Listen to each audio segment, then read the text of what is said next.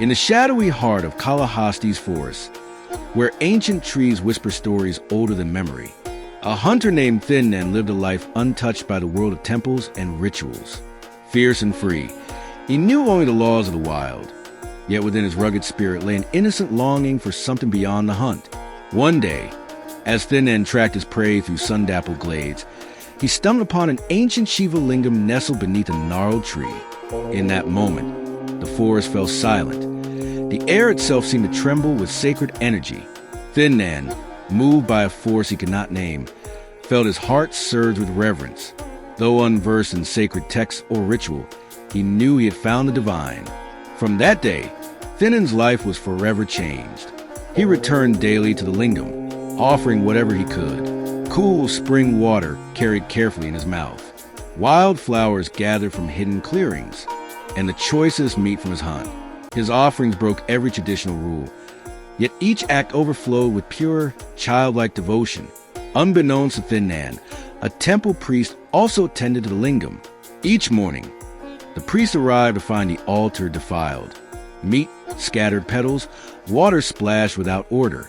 Horrified, he cleansed the lingam with rigorous ritual and solemn chants, desperate to restore its sanctity. The priest could not imagine who would dare such transgressions, and in his heart, he judged the unseen worshiper harshly. But this strange cycle continued, day after day. Thin Nen, unaware of the priest's routines, worshipped Shiva with all the devotion his wild heart could offer, bringing fresh offerings each morning, pouring out his love in his own untaught ways. And every dawn, the priest would return, dismayed to find the lingam defiled once more, and would carefully erase every trace before beginning his rituals anew. The forest echoed with this silent contest of devotion, one raw and unorthodox, the other precise and orthodox, both seeking the grace of the same Lord, yet never meeting, their worlds colliding only in their offerings upon the sacred stone. High above, in their celestial abode, Shiva and Parvati watched these daily acts unfold. Shiva, filled with pride, often spoke to Parvati about the hunter's fearless and untamed devotion, a love that blossomed outside the bounds of custom and caste. Parvati, the universal mother, was deeply moved by the purity and innocence she witnessed. Day after day, Shiva would show Parvati the wild offerings left by Thin Nen, and speak with joy about the honest, unselfish heart that beat within the hunter. "See, Parvati," he would say, "devotion knows no rules, and the truest love can come from the most unexpected souls." As time passed and this unorthodox worship continued, Shiva and Parvati decided that Thin Nen's devotion and the priest's faith deserved a true test. They resolved to see whose love would endure when faced with a challenge beyond ordinary understanding. And so, one morning, the miracle and the test began. The priest arrived at dawn to find the lingam weeping blood from one of its eyes. Alarmed, he recited every mantra he knew, offered the purest ghee and sandal, but the bleeding would not stop. Later, Thin Nen appeared and was devastated at the sight. Desperate to heal his beloved lord, he tried everything his heart and hands could muster, cleansing the lingam with water from the forest spring, pressing healing herbs against the wound, offering prayers in his own humble way. But nothing could stop the flow of blood. It was then that Thin Nen, overcome with love and anguish, resolved to do the unthinkable for the sake of his lord. Then, with a resolve forged in love, Thin Nen did the unthinkable. Without hesitation, he drew his hunting knife, gouged out his own right eye, and placed it gently upon the bleeding spot. Miraculously, the blood ceased to flow. Both Thin Nen and the priest, who had witnessed the act in awe and disbelief, felt a wave of relief and peace wash over them. The suffering of the lingam finally eased, and the devotion of the hunter proven beyond doubt.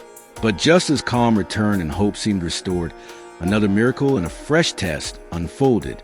Without warning, the other eye of the lingam began to bleed, crimson tears streaming down its sacred face.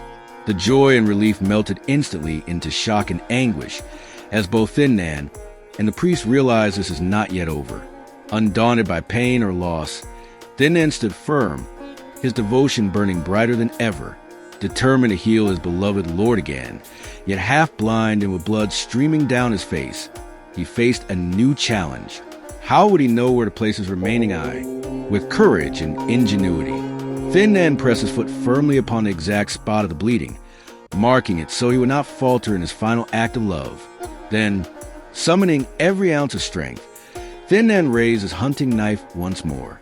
With a heart full of devotion and without hesitation, he gouged out his second eye and placed it exactly where his foot had marked the wound, offering his last sight, his very self, at the feet of the divine. At that instant, the heavens opened. Shiva himself appeared in radiant glory, with Parvati by his side. The forest shone with otherworldly light. Shiva, deeply moved, stopped Thin Nan's hand. In a voice that echoed through the ages, he declared, "Enough, my dearest devotee. Your love surpasses every ritual. You have given your very self. From this moment, you are Kanapa, the greatest among my worshippers. Let your name be spoken wherever true devotion is known." Shiva restored Kanapa's eyesight and embraced him as his own, while Parvati's gentle smile blessed the sacred union of devotee and lord. In that moment, the temple priest, who had secretly witnessed the final sacrifice, fell to his knees, overcome with awe and humility. All judgment faded, and he understood at last. The Lord's heart is won not by ritual, but by love that knows no boundaries. To this day, the temple at Sri Kalahasti stands as a testament to this truth. Devotees from all walks of life come not just to worship, but to remember Kanapa, the humble hunter whose love and sacrifice proved that the purest path to the divine is paved not with ritual, but with the fearless offerings of the heart.